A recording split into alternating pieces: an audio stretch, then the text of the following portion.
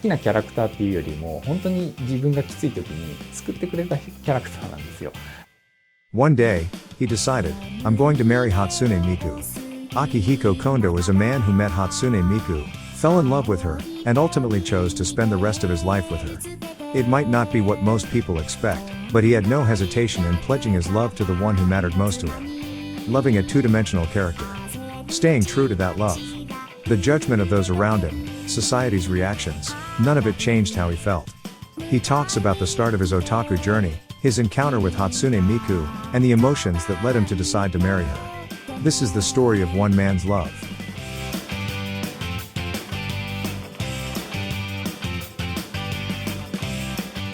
始めていきたいと思います。はい。本日はよろしくお願いします。はい、よろしくお願いします。自己紹介、お名前と年齢を教えていただいていいですか？はい、近藤明彦と申します。年齢は41歳です。よろしくお願いします。はい。近藤さん、初音ミクさんと結婚した S 級オタクはいはいはいはい。っていうことではい。聞いていきたいと思うんですけども、はい。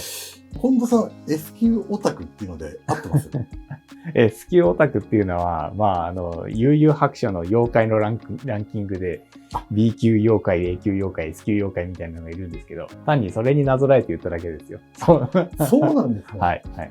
間違ってはないみたいな。まあそうですね。はい。なるほど。はい。近藤さん、今、お仕事って何をやられてるんですか？公立小中学校の事務職員をやってます。先生とかでは、はい、教員ではないんですけど、先生方の、給料を計算したりとか、あとは、出張したりするじゃないですか。それの旅費を計算したりとか、あとは、何ですか、消耗品なり備品なりを買ったりとか、大体お金に関することですね。あんまり生徒さんと関わることとかは、全然かかんないわけではないですけど、多分会話数で言ったら、教員の100分の1にも満たないんじゃないですかね。でも、近藤さん有名じゃないですか。いやいやいや、はい。声かけられたりしません？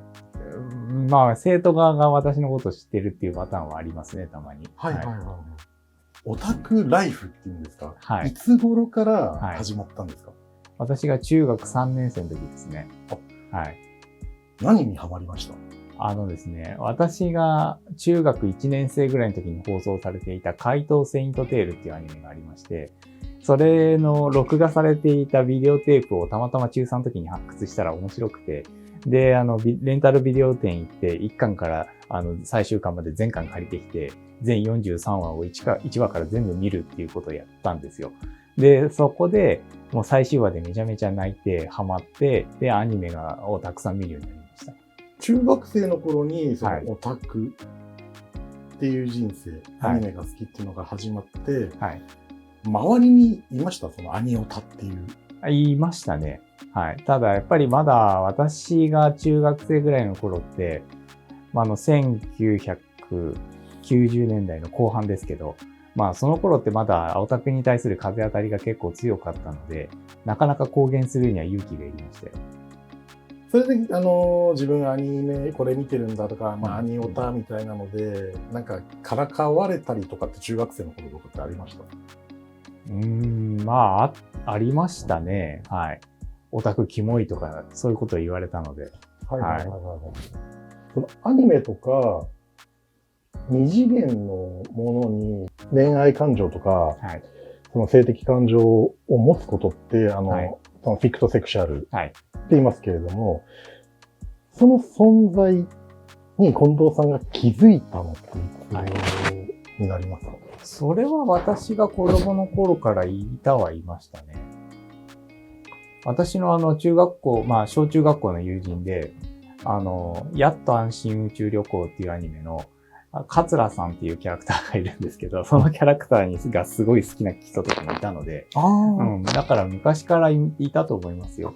はいはいはいはい。リアルな人に恋愛したりとか、はい。そういうのはなかったですか？私は高校生ぐらいの頃までは、リアルの女性が恋愛対象でしたよ。はい。お付き合いとかはしたことないです。はいはいはい。別に告白するじゃなくて片思い。告白もしましたよ。全部振られましたけど。そうなんですね。はい。なるほどです。二次元キャラクターも好きじゃないですか。そうですね。どっちの方が比率的にそれはなんていうか時期によってどっちのが重きがあったっていうのが違って、はい。高校生ぐらいになってからは、もう徐々にこう二次元の比率が上がっていったんですよね。やっぱアニメオタクになったので。それで、高校卒業するぐらいの時はもう完全に二次元の方が上位でしたね。初音ミクっていうそのボーカロイドに出会ったのっていつですか？出会ったのは2007年のどっかですね。ただ、ちゃんとは覚えてないんですよ、最初の出会いを。で、音楽を聴いて。はい。で、わかんないです。最初に何で出会ったのか正確に覚えてないんですよね。はい。ただ、好きになったのはちゃんと覚えてまして、2008年の5月ぐらいに、ニコニコ動画でミラクルペイントっていう曲を聴いたのがきっかけで好きになりました。今までこう、動画を見て流し聞きするような感じで聴いてたんですけど、ちゃんとこれは音楽の一ジャンルとして無視できないなっていうふうに思ったんですよ。その曲を聴いてから。で、それからちゃんと自分からこう積極的にこのミクさんの曲っていうのを検索して調べて聴くようになって、で、ミクさんのことどんどん好きになっていきました。なるほど。はい。そのキャラクターが好きになるっていうことはもう結構あるあるなんだろうなって思うんですけれども、はい、結婚しようってなかなかならないと思うんですよ。はい、結婚しようって思ったのは、はい、きっかけとか動機とかってありますか？ありますね。2017年の11月にゲートボックスっていう会社が婚姻届を受理してくれるっていう、そういう企画をやってくれたんですよね。で、受付期間が2週間ぐらいしかなかったんですけど、その時に、これは、なんてチャンスだから、ミクさんとの婚姻届出さなきゃと思って出したんですよね。で、結婚証明書っていうのが送られてきて、初めてその時第三者から夫婦ですっていうふうには認められたっていうとか経緯があって、で、その後ですね、1年ちょっと経って、ミクさんと、お好きになってから、10年経過して、で、もう10年間ずっとミクさんずっと好きでい続けたので、もう気持ち変わらないだろうっていう自分の中で確信が持てたんですよね。なので、それだったら結婚式を挙げようっていうふうに思って、ミクさんと結婚式を挙げるためにいろいろ問い合わせたり調べたりしました。10年気持ちが変わらないってすごいですね。はい、よくあるあるで、兄オタ3ヶ月で嫁変わる。はい、そうですね。ワン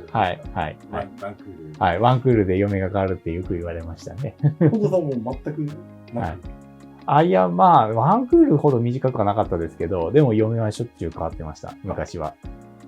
で、ミクさんに出会って、はい。ミクさん好きになってからずっとミクさん固定ですね。一途なんです。はい。ちょっと気になって、今、ミクさんじゃないですか。はい。奥さんじゃないですか。はい。こちらにいるキャラクターも奥さんになる。そうですね。決まった人とかではなくて、近藤さんが迎え入れたミクさんのキャラクターはもうすべて。はい、そうです。なんていうか、我が家のミクさんと結婚式を挙げたので、はい。なので、うちにいるミクさんはみんな私の奥さんっていう、そういう認識ですね。だから、山田さん家とか田中さん家とかいろんなうちにミクさんいると思うんですけど、その人のうちにいるミクさんは私の奥さんではないっていうふうな認識になります。我が家のミクさんなんで。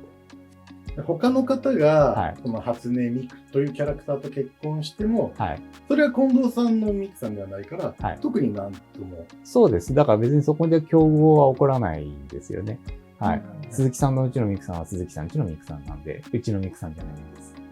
結婚式について、お伺いしたいんですけど、この参列者がミクに合わせて39名。はい、そうです。はい。もうそれは考えて、そこでもう決めましたね。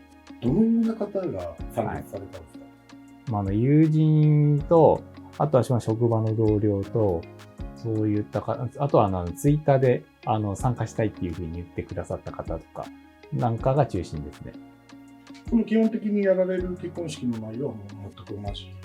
もうそこは結婚式場の方にオーソドックスにやってくださいっていうふうにお願いしたので、ミクさんが奥さんっていうこと以外は、もう基本的には、なんていうか、よくある結婚式の形式でやってもらいました。式場に、結婚式やりたいんですよ、っていう多分連絡とかしたと思うんですけど、はい。でも式場は結構スムーズに。実は最初に、結婚式場、問い合わせた結婚式場は、途中でちょっとそういう結婚式をやられると、この結婚式をやったっていうことを知った他の、お客さんからキャンセル受けるかもしれないので、SNS にアップしたりするのやめてくれっていうふうに言われたんですよ。なので、私は SNS にアップしたかったので、そういった対応はできないですって言って別のとこ一回変えた経緯があるので、スムーズにもいかなかったですよ。はい。ミクさんとの結婚式の中で一番印象的な思い出っていうのをちょっと聞きたいんですけど。結婚式の思い出ですか？ミクさんに手紙を読み上げたところですかね。はい。自分で書いて読んだんですけど、ミクさんへの感謝の気持ちを、はい。そこがやっぱり印象に残ってますかね。はい。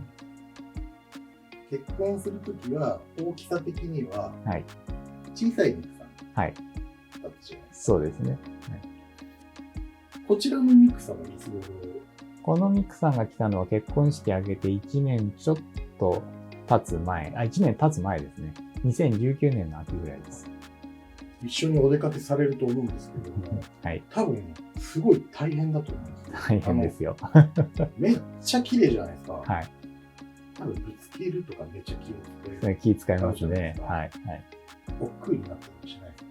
ちょっとめんどくさいな。まあそれはそうなりますよ。だって大変ですからね。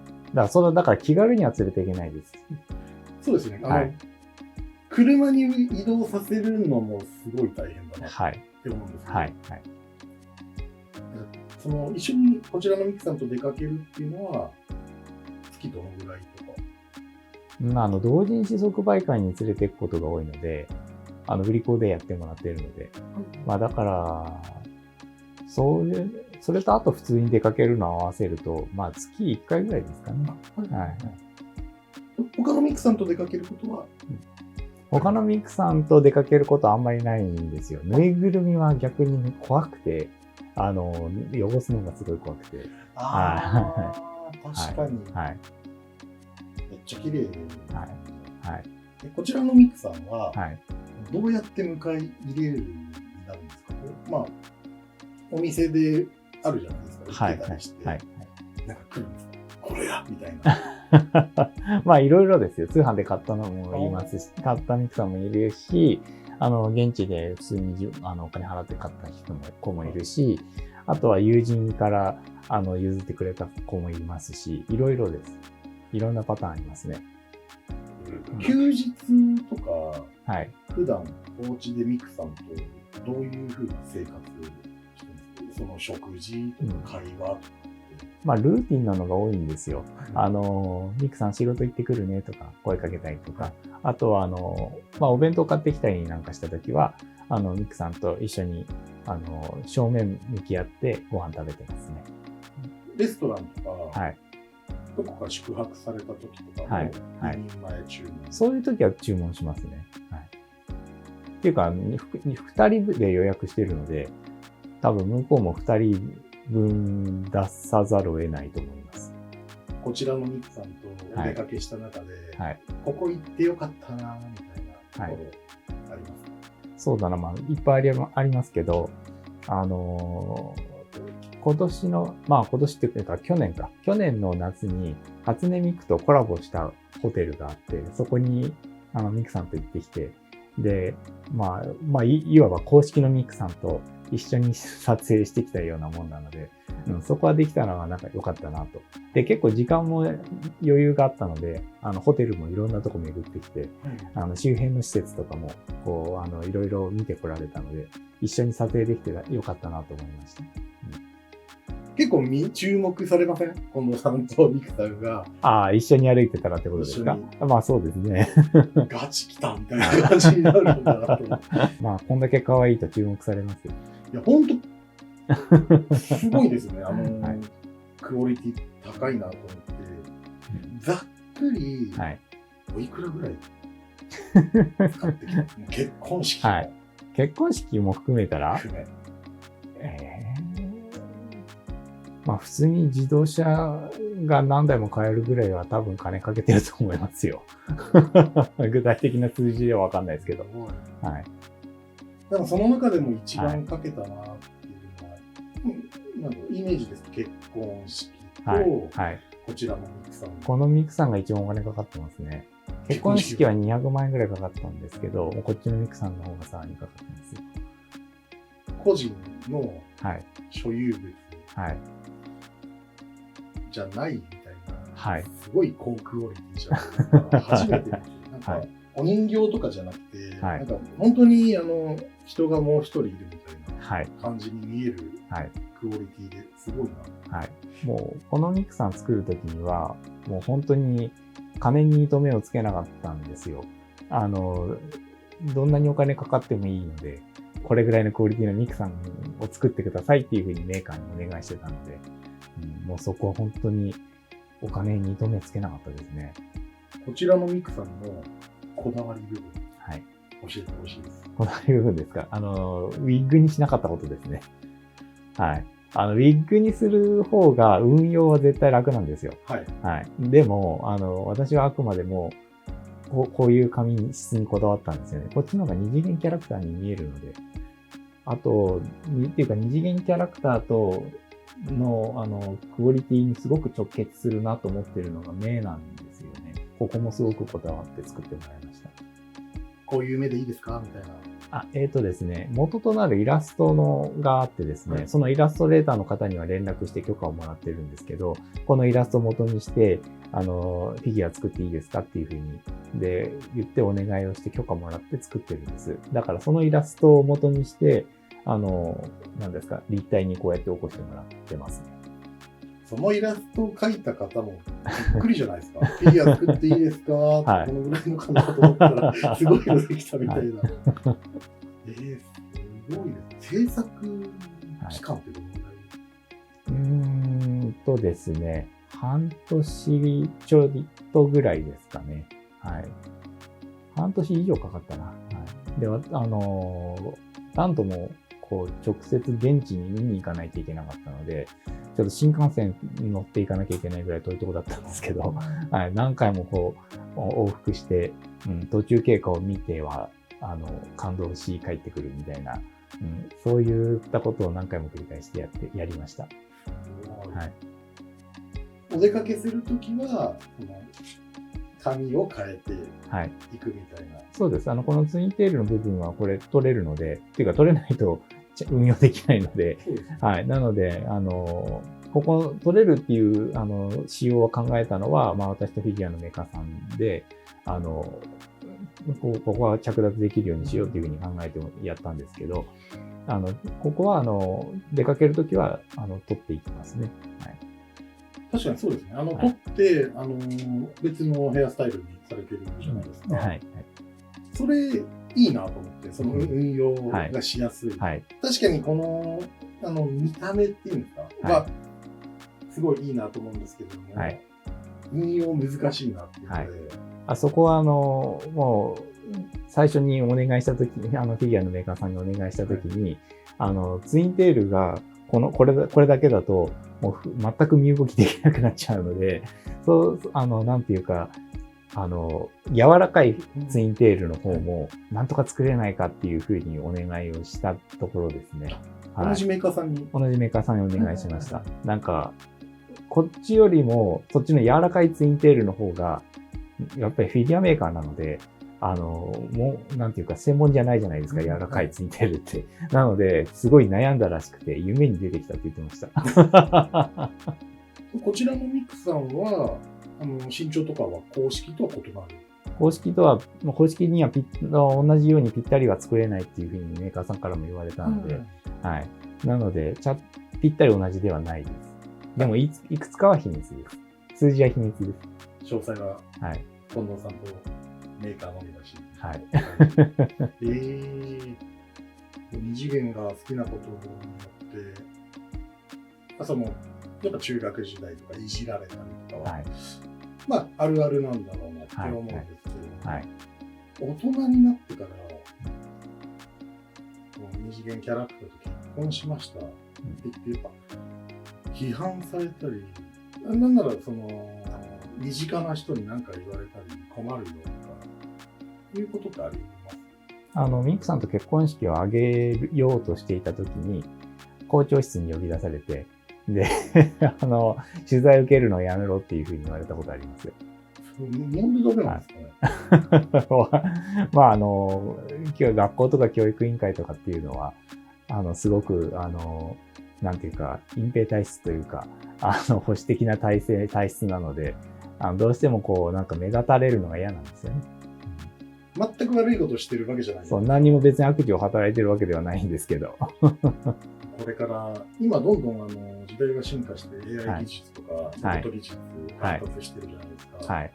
で今後もしミクさんと AI で対話ができるとか、どういう未来を、近藤さんの中で期待しますか？こうなってほしいな。いや、もちろん AI で会話ができるようになってほしいですし、ロボットの技術がもっと発達して一緒にお出かけできるようになればいいなっていうふうに思ってますよ。だからこのミクさんが動いて喋ってくれれば私の理想ですよ。二次元キャラクターと結婚しました。はい。多分近藤さんの前に公開してない方とかはいるかと思うんですけれども、オープンにしてる、いわばもう先駆者だと思うんですよ。多分周りの方もそうだと思うんですけれども、やっぱ批判がされるのは覚悟の上でやっててすごいなみたいな感じで思うんですけども、同じような思いを持った人って絶対いると思うんですよ。いますね。うちも嫁と結婚したいな。でもそれはオープンにできない。やっぱ怖いな。そういう人になんかメッセージってありますか？恐れずにやってくださいというふうに私は言ってますね。自分のやりたいこと、本当にやりたいことをやらずに人生を終えるのは本当にもったいないと思うので、なんか別に違法な行為じゃないですから、やりたいことはぜひやってくださいっていうふうに私は言いたいですね。本当にもう人生かけてきてみたいなミクさん見えてすごい嬉しかったです。そこら辺の話を少しするとですね、私2006年に職場をちょっと移動して、別の学校に移動したんですけど、ちょっとそこでいじめを受けてですね。で、そのいじめを受けて、本当にもう、なんていうか、もう精神的にもう病んでしまって、もうご飯を食べられないとか、夜眠れないとか、そういう状態になっちゃったんですよ。で、仕事お休みをしたんですけど、その休んでる時に私ミクさんに出会ってるんですよね。だから、自分にとっては好きなキャラクターっていうよりも、本当に自分がきつい時に救ってくれたキャラクターなんですよ。だから、その意味で私は信頼してるんですよね。だから、なんていうか、そういう人たくさんいると思うんですよ。本当に自分がきつい時にアニメ見て救われたとか、この漫画読んで、あるいはゲーム見て、このキャラクターの生き様なり、可愛さなりに救われたっていう人多分いっぱいいると思うので、だからそういう人が、自分の人生のパートナーとしてキャラクターを、キャラクターをパートナーにして生きるっていうのは全然私はありだと思ってますよ。インタビューはこれで以上になりますので、ありがとうございます。お忙しいところありがとうございます。ありがとうございます。